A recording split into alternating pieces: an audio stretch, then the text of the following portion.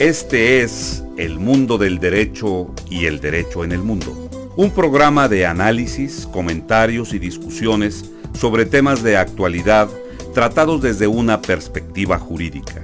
Y ahora con ustedes, el doctor Carlos Gabuardi. Bienvenidos a su programa El Mundo del Derecho y el Derecho en el Mundo. En mi opinión, casi todas las personas que hemos elegido la profesión de abogado, pero en general yo diría que también todas las personas de buena voluntad son o somos proclives a la búsqueda de la justicia y nos lastima la injusticia. Y la justicia no es ni la sombra de aquello que nosotros quisiéramos que fuera.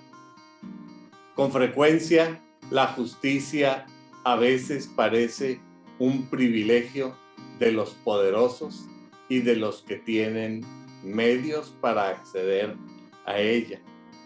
Con frecuencia, la justicia está llena de sombras y en esas sombras normalmente se encuentran los elementos más desprotegidos, los más débiles de nuestra sociedad. Y en particular quisiera referirme a casi el 50% de la población, me refiero al género humano femenino.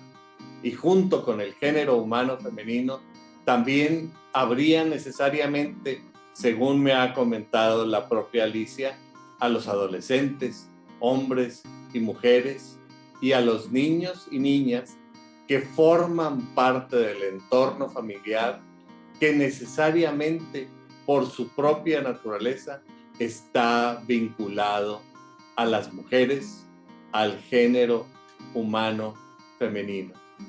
Y para tratar sobre este tema, me he permitido invitar a una amiga muy querida, a una amiga de muchos años.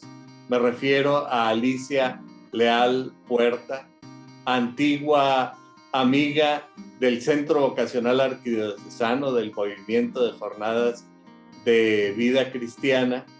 Y en un momento determinado, Alicia, por circunstancias de la vida, porque normalmente es la vida la que te pone en tu lugar y la que te indica tu camino, Alicia se convirtió en una defensora de la causa femenina, una defensora de los derechos de las mujeres. En este proceso me imagino que han sido numerosas las lecciones que ella ha aprendido. Alicia no es abogada. Alicia es un ciudadano no jurista. Y la pregunta es, ¿qué hace un no jurista en un programa de abogados y en un programa de derecho? En más de una ocasión he comentado que el derecho es como el aire que uno respira. Su importancia se hace especialmente notoria cuando éste hace falta. Y en este sentido, me parece que los usuarios del derecho, y me refiero a los usuarios no abogados, tienen mucho que decir sobre el orden jurídico y también tienen mucho que cuestionar sobre el orden jurídico que a veces frustra sus expectativas de justicia. Alicia, con estas palabras me parece que se esboza una introducción de todo el trabajo que tú has hecho, pero justamente yo quisiera que nos conversaras sobre esas lecciones que tú has aprendido en tu lucha por la defensa de las mujeres, de los adolescentes, de los niños y de las niñas. Carlos, muchísimas gracias por la invitación, muchísimas gracias por conservar la amistad aun cuando han pasado tantísimos años. Qué barbaridad, estaba recordando aquellos años en el centro vocacional y efectivamente no soy abogada, soy defensora. En otros países podría tener licencia para ser eh, defensora especializada con un certificado, aun cuando no hubiera estudiado derecho. He tenido que ir aprendiendo un poco de cómo funciona el sistema de procuración y administración de justicia al momento de estar acompañando a las mujeres en su propio proceso de defensa y de acceso a la justicia, de intentar este acceso a la justicia. Entonces, de hecho, sí ha habido personas, jueces, fiscales, procuradores que me han preguntado que dónde estudié derecho, porque no me han visto en ninguna universidad de derecho. Les dije, no, es que yo estudié chueco. Y como soy disléxica, pues se me da muy bien porque le encontré la forma y lo que sí se me da es poder ir encontrando el sentido de lo que hace falta en los procesos y en los criterios con los que se aplican las leyes. Entonces, en este caminar efectivamente han sido 27 años, 28 años, ya no sé, pero han sido más de 2 décadas en las que en este acompañar a las mujeres, bueno, cuando empezamos ni siquiera era delito la violencia familiar y contra las mujeres. Bueno, debo decirte que hubo una época cuando yo estudié en que la violencia contra las mujeres ejercidas por el esposo se consideraba un acto no imputable. Exacto, y además después cuando había lesiones, por ejemplo, pues tenían que tardar más de 15 días en sanar, poner en riesgo tu vida y había atenuantes, es decir, por ser el esposo, el padre, el hermano, había atenuantes, incluso el novio, porque pues había todavía y sigue desgraciadamente existiendo un criterio de este derecho a usar el abuso de la fuerza y del poder psicológico, económico, patrimonial, físico, para educarnos. Sí, así propiamente lo decía el código. Se podía golpear a la mujer siempre y cuando fuera con el espíritu de corregirla, de educarla, ¿verdad? Es correcto.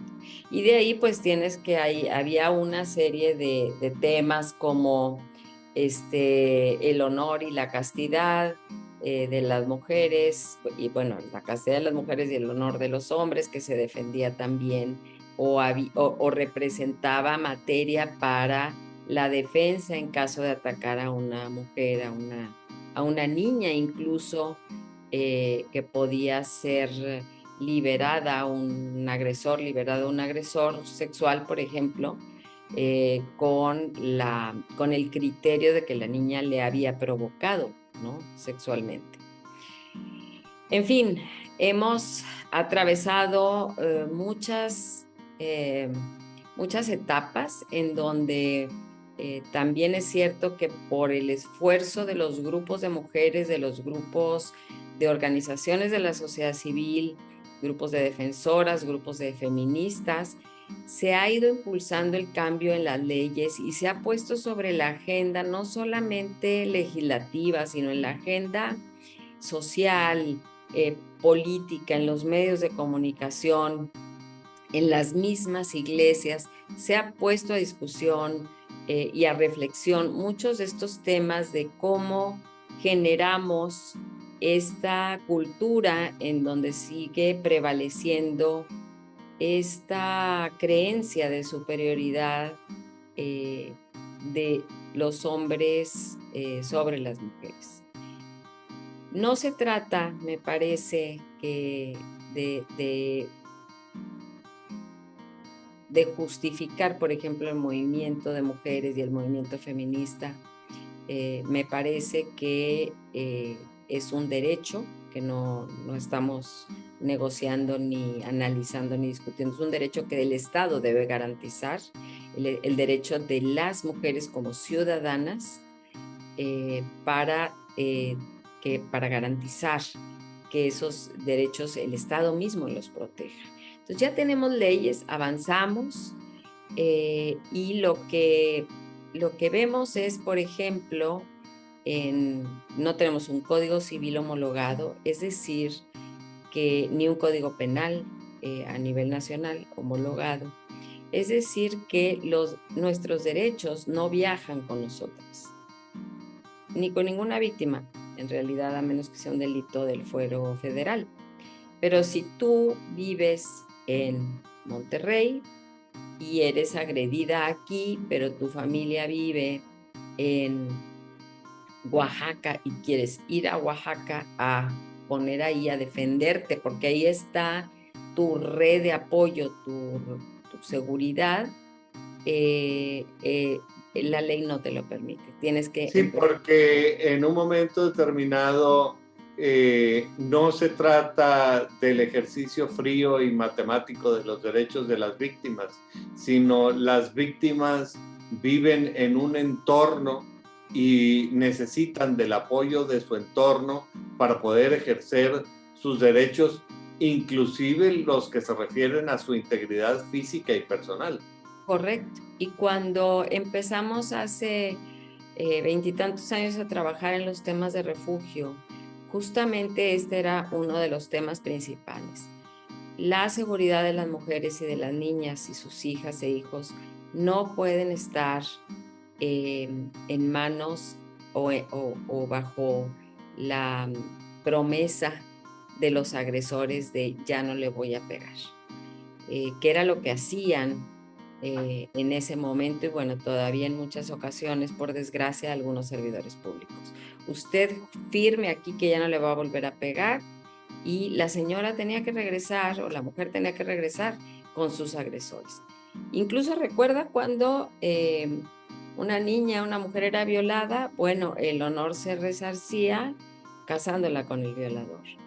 Y sin comprender la vida de tortura y el infierno que iba a estar viviendo esa mujer, el tiempo que viviera bajo el poder de este violentador, ¿no? Que además me imagino crea una especie de círculo vicioso en la vida de la persona de tal suerte que no le es posible tan fácilmente salir de ese entorno tan nefasto y tóxico que en el que eventualmente la propia sociedad las coloca.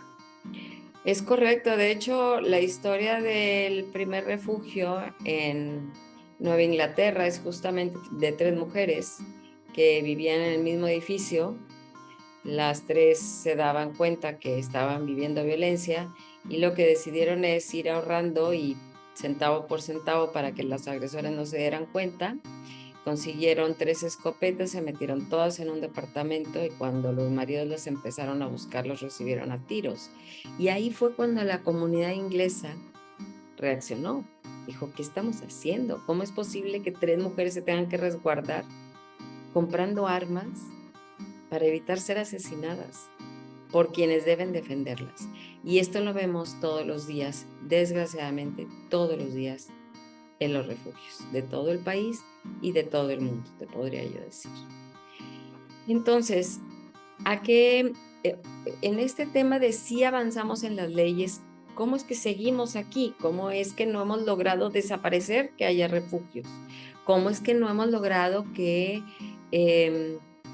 reeducar y educar a los hombres para dejar de violentar a las personas que aman y que deben proteger incluso, ¿no? Bueno, a los hombres y yo diría a la sociedad entera, porque eventualmente los hombres son también una parte de la sociedad, una ramita que a veces viene de un hogar que tiene tales o cuales circunstancias, etcétera. Claro, y esta educación, digamos, que efectivamente empieza en casa, esta educación de ver cómo se usa el poder o se abusa de él, esta educación donde aprendemos en casa el respeto, donde aprendemos la empatía, donde aprendemos el amor, el perdón, el dolor, pero también esta capacidad de ayudarnos a desarrollarnos y a sacar lo mejor de cada una de nosotras y de nosotros en una familia, en cualquier tipo de familia, quiero aclarar. Y aquí me parece, Carlos, que el tema fundamental es por qué seguimos perpetuando este sistema que genera más víctimas, que el mismo Estado, en estudios recientes nos revelan, el Estado está generando cada día más víctimas por inacción, por negligencia o por corrupción. Pero por cualquiera de estas, o bueno, también puede ser porque el sistema mismo está saturado. Yo te pongo el ejemplo reciente de Nuevo León. Si tú tienes un estado que recibe 500 llamadas diarias de violencia en casa y solamente puedes confirmar 180, ¿de qué estamos hablando? Claro. Porque la misma policía no tiene capacidad para atender y confirmar y resguardar a todas las mujeres o a todas las personas que están pidiendo ayuda. Necesitamos que las leyes se apliquen de otra manera y que realmente eduquen con el ejemplo, que el Estado eduque con el ejemplo, pero actualmente las leyes se siguen usando, como bien lo dijiste tú al inicio de esta charla, y como decía Monseñor Romero, la realidad es que la justicia es como las serpientes, solamente muerde a los que andan descalzos. Hemos generado la injusticia es, en ese sentido, muerde especialmente a los descalzos. Claro, pero incluso la justicia solamente se aplica para los pobres. Bueno, especialmente la justicia penal, dicen en el medio. Exacto. A lo que voy es, las defensoras que observamos y que hemos documentado a nivel nacional y mesoamericano, que tenemos una red importante, lo que hemos documentado es que el 90% de las agresiones a defensoras y a las víctimas que empiezan a defender sus derechos son agentes del Estado, agentes de gobierno, ya sea del Poder Judicial, del Poder Ejecutivo o del Poder Legislativo, ya sea del gobierno federal, del gobierno estatal o del gobierno municipal. Y de ahí a las mezclas que necesites hacer más los poderes fácticos. Porque el crimen organizado está justamente sustentado en la protección de agentes estatales, de gobierno. Entonces, tienes un sistema en donde, por un lado, les hemos dicho por años a las mujeres, rompe el silencio, no estás sola, aquí estamos contigo, busca ayuda. Y cuando por fin se hizo se tipificó como delito la violencia contra las mujeres, les empezamos a decir, ven y denuncia. ¿Y qué pasa cuando una mujer va, rompe el silencio y denuncia? Uno, la mayor parte de las veces el sistema, las personas que están recibiendo a las mujeres no toman en cuenta y no garantizan como primer punto su seguridad, su integridad física. Y es lo primero que te dicen en cualquier entrenamiento de violencia contra las mujeres. Lo primero que debes garantizar como defensora, como servidor público, es la seguridad de las víctimas. Sí, entonces, su integridad física y moral. Claro, nadie puede negociar con un agresor que tiene con una escopeta en la boca a tus hijos en la casa. ¿Qué haces? ¿Qué denuncias? ¿Qué dices? Si sabes que va a cumplir sus amenazas. Porque cuando tú denuncias, el riesgo para ti se incrementa en un 70%. Y lo más probable es que esas amenazas que él ha hecho se cumplan. ¿Qué pasa cuando una mujer pone una denuncia? Lo primero que pasa con ella es que a ella se le hacen estudios psicológicos, estudios médicos, y se le entrevista de cierta forma.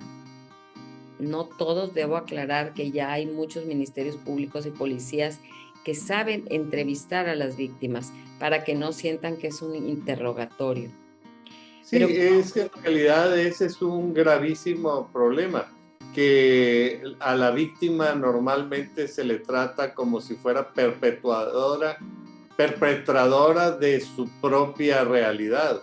claro, entonces cuando tú tienes, por ejemplo, te puedo poner casos recientes, chicas que han sido drogadas en una fiesta, en un antro, justo ahora saliendo de pandemia, que quieren experimentar dentro de su adolescencia, su juventud, estos 2 años que estuvieron encerrados, y quieren salir, y quieren salir pensando en que las condiciones son iguales, pero yo creo que el tema es que no fueron poco a poco saliendo, sino que salieron de golpe.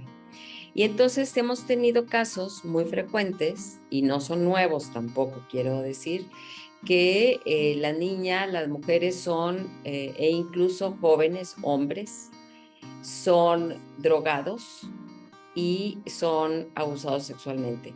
Y por lo general despiertan en algún lugar en donde no entienden ni cómo, ni cuándo, ni quién les llevó a ese espacio.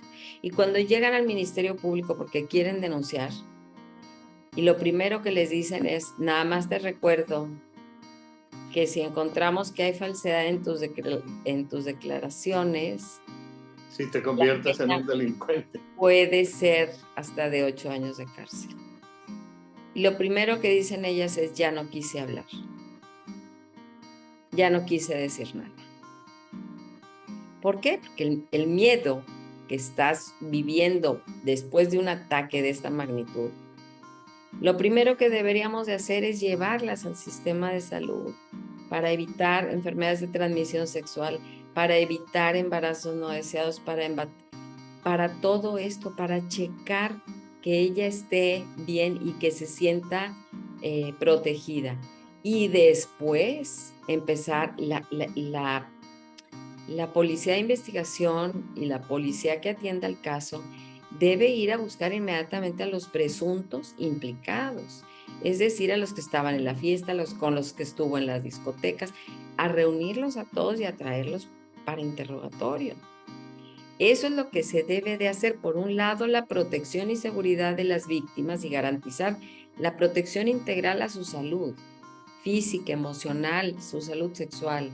Y después, por otro lado, la policía debe hacer su trabajo con la Fiscalía de investigar y garantizar que esos presuntos agresores puedan ser identificados y llamarlos a cuentas. Pero esto no sucede así. Ahora, en este sentido, a mí me parece muy relevante eso que tú señalas, en el sentido de que la mayor parte de los defensores vienen de los poderes públicos, pero algo que habría que señalar con respecto a ti, y que me parece que debería haber más de eso, es respecto a las acciones de la sociedad civil. La ciudadanía me parece que debería estar más involucrada en el fortalecimiento de las redes y el reconocimiento sustantivo de la importancia de la familia. Como por ejemplo tú ahorita hablabas de los casos en que la mujer se consideraba ella como la perpetradora de las situaciones. Por ejemplo, en los casos de adulterio femenino, cuando esto era inclusive un delito. Ahorita cada vez se le ha dado menos importancia a la repercusión del adulterio, aunque moralmente me parece que todavía trasciende. Ahora, pero no se habla del adulterio masculino. No sé. Cuando normalmente una adúltera femenina es porque tiene junto a ella a un adúltero masculino que eventualmente hasta podría ser perseguido por disolución social, porque a mí me parece que cuando se ataca a la familia, se ataca las bases fundamentales de la sociedad. La Bastida, el padre La Bastida, decía que el que educa a una niña educa a una familia. A una familia. El que educa a una mujer realmente está fortaleciendo a la familia, y fortalecer a la familia es fortalecer a la sociedad. Nos has indicado con mucha claridad el problema. ¿Qué es lo que todavía hay falta por hacer? ¿Qué es lo que se ha hecho y qué es lo que falta por hacer? Mira, creo que se han buscado diferentes fórmulas para aplicar las leyes y lo que a mí me queda muy claro es, uno, todavía la justicia sigue siendo vendida al mejor postor. Todavía la justicia sigue siendo, como también decía Benito Juárez, ¿no? Mis amigos, la ley y los beneficios de la ley, y a los demás la ley a secas. Están en el mercado de géneros. Y acá tienes esta cuestión también de que en estas complicidades de intereses de muchos tipos, económicos, políticos, de pronto hasta los mismos padres protegen a los agresores.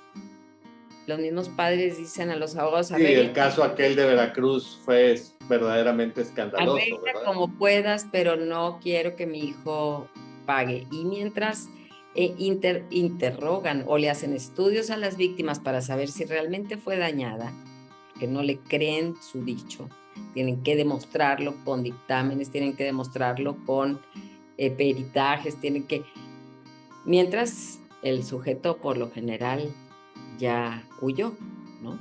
O ya alguien le dio aviso, a cambio de una remuneración casi siempre, a menos que sea por mera filantropía. Bueno, en realidad esta cuestión de la venta de la justicia es un tema al que eventualmente le tendremos que dedicar mucho más tiempo, pero por lo pronto a mí me parece muy real que esa es la percepción del público. Esa es la percepción, pero además lo tenemos documentado, Carlos. O sea, las defensoras tenemos documentados los casos donde los criterios de los jueces se retuercen tanto que parecen, pues ya ni siquiera culebras, o sea, realmente parecen moluscos que ya no puedes ni identificar cómo justificaron un criterio así para quitarle a los hijos a una mujer que ya había denunciado, por ejemplo, de violencia física y sexual al esposo, y de pronto ese juez le quita a los hijos y a las hijas y se las entrega al presunto maltratador. Y quizá cuando los hijos e hijas también son víctimas de, si no de una violencia física, por lo menos de la violencia moral que vive en ese entorno. Claro, ahora vamos a ver. Lo que te quiero decir es, la denuncia de la mujer no procedió, pero cuando el señor llega con otra denuncia por maltrato hacia los menores, ahí se aplican el bien jurídico tutelado de la protección superior de la infancia. Ahí sí la aplican. Cuando el señor llega y dice, esta señora le grita a mis hijos. Esta denuncia de ella diciendo, el señor agredió sexualmente a mis hijas y aquí están los dictámenes y aquí están lo que ellas dicen y aquí están los peritajes, y eso no procede. ¿Cómo te lo explicas? No hay más que una sola explicación. Hay corrupción. y hay una voluntad de omitir y de privilegiar al agresor. Y lo más grave es que también tenemos que recordar que cuando los niños crecen con un agresor, niños y niñas, lo más probable y lo más sano psicológicamente para ellas y ellos es aliarse e identificarse con los agresores. Y entonces estamos perpetuando un círculo, una espiral, donde crecen y se multiplican las dinámicas de violencia por toda la comunidad. Tú no puedes esperar que un hombre que es violento en la calle no sea violento en la casa.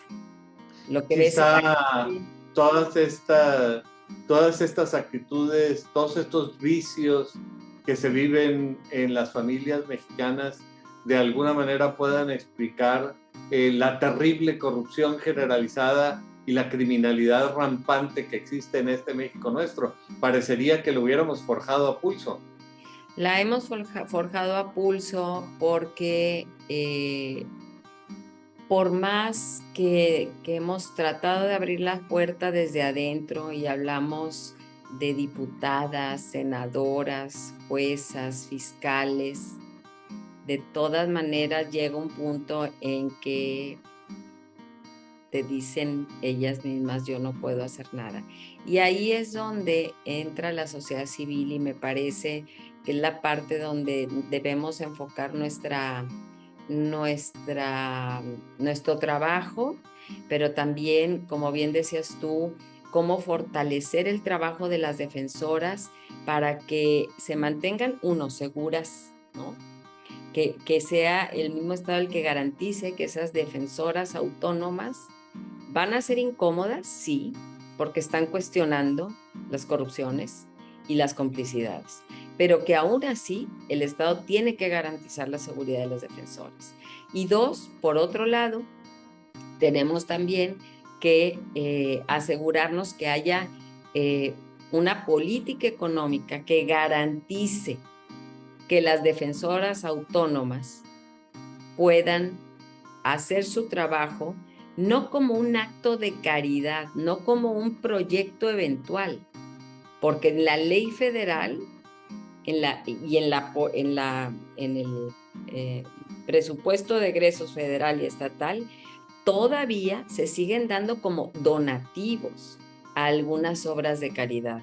Los derechos de las mujeres no son obra, no es un trabajo de damas de la caridad, no es un trabajo de caridad, es un trabajo de defensa de derechos y no debe ser negociable y debe ser protegido con presupuesto y con un fondo nacional y con un fondo estatal que sea multianual y revolvente.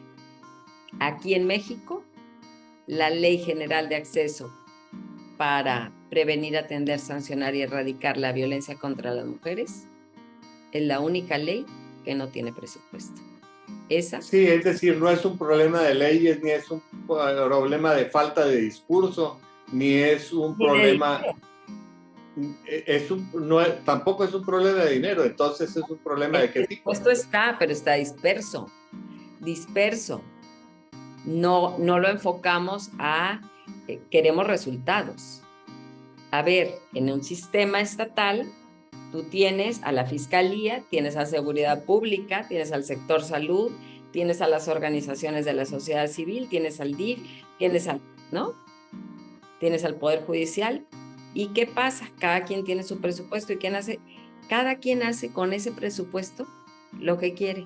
No hay un modelo homologado, no hay modelos funcionales de prevención primaria, de prevención secundaria, de acceso a la justicia y luego ¿qué sigue? Ya logré liberarme de esta relación violenta, necesito becas para mis hijos, necesito un crédito para la vivienda, necesito tal vez capacitación para el trabajo, para mí integrarme a las fuentes de trabajo, porque yo he estado como cuidadora y como cuidadora no recibimos sueldo. Se supone que en la familia las mujeres hacemos este trabajo por amor, no se cobra por ello. Sí, pero realmente parece que es una injusticia tras otra. Y sí, la pregunta sería, antes de concluir, Alicia, porque me preocupan un poco tus tiempos, estas soluciones o estas propuestas de solución, ¿tú las tienes documentadas como para eventualmente darles mayor publicidad? Porque me parece que es un tema sobre el que hay que hablar constantemente, y si tú me permites te comprometo desde ahorita para que lo continuemos haciendo. Pero antes de que me des tu respuesta, quisiera también pedirte que cuando ya nos hables un poco de las soluciones que tú tienes documentadas, nos des un mensaje que nos permita llegar y comunicar esta importancia de cuestión al público que semana a semana nos hace el favor de acompañarnos. Son dos temas, las soluciones que tienes documentadas y el mensaje. Tenemos soluciones documentadas, basadas en estudios y en programas exitosos o basados en evidencia. Y por otro lado, esas están documentadas y con todo gusto las podemos analizar y reflexionar sobre estas más adelante. Y por otro lado, yo te diría, para la gente que nos está escuchando, ya sean servidoras, servidores públicos o abogadas y abogados, o ciudadanos comunes y corrientes, amas de casa, mujeres que viven la vida ordinaria. Exacto, ciudadanas que están en organizaciones, ciudadanos que están en organizaciones de la sociedad civil. Es muy urgente, pero sobre todo a las y los servidores públicos. Es urgente que den ejemplo, que eduquen con el ejemplo, que rompan el pacto patriarcal, porque sí es un pacto de dominación donde ahí solamente ellos tienen la verdad absoluta. Y si les cuestionas, se incomodan y tienen que cambiar ese tipo de liderazgo porque el mundo ya cambió. Nosotras ya rompimos el silencio. Les toca a ustedes romper el pacto. Creo que lo que nos dices es muy importante a los funcionarios y a las funcionarias, pero también a los ciudadanos de a pie, a los hombres y mujeres de buena voluntad y a los niños y niñas, jóvenes y adolescentes que ven esas circunstancias de violencia que se viven en el entorno de sus casas. Hay que romper el pacto, hay que romper el silencio. Bueno, que nadie te diga que no tienes derecho a defenderte, porque es un derecho defender tu derecho. Y el miedo sí puede estar siempre ahí, pero hay que utilizarlo como herramienta para saber y como guía para saber por dónde caminar con todo el miedo. Es decir, hay que acopiar del miedo y literalmente sacar fuerzas de flaqueza. Son fuerzas de flaqueza que se fortalecen con personas como tú, que han dedicado su vida a esta causa de promover la justicia desde los rincones más importantes de la sociedad. Desde cualquier rincón de la sociedad hay que promover la justicia, porque la justicia es un bien social, no es un privilegio de abogados, abogadas, ni jueces, ni funcionarios. Nuevamente te agradezco la deferencia de tu atención. Nos enriqueces mucho con toda tu labor de años y nos enriqueces en este programa con tu opinión y participación. Al público que nos hace favor de acompañarnos cada semana, les recuerdo que para nosotros es muy importante conocer sus opiniones. Nos gustaría tratar los temas que son de especial interés y relevancia para ustedes. Con frecuencia tendremos abogados, pero también con frecuencia tendremos a gente que, no siendo abogado, tiene algo que decir sobre el orden jurídico y el orden social.